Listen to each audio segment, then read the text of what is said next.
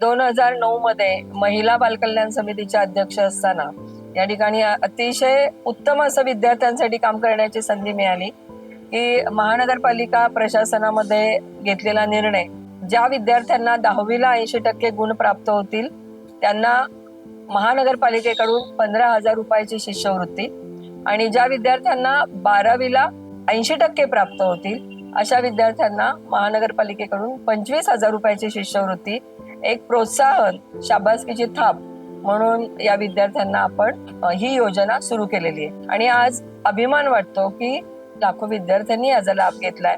किमान आपल्याला शाबासकी मिळते, हे एवढं मोठं प्रोत्साहन या योजनेने अनेक विद्यार्थ्यांना घडवलेलं आहे. अनेक योजना येतात, महानगरपालिकेच्या माध्यमातून असेल, शासनाच्या माध्यमातून असेल, पण त्या योजना कालांतराने बंद पडतात. पण 2009 पासून आज 2024 आहे, इथपर्यंत ही योजना आजही कार्यरत आहे.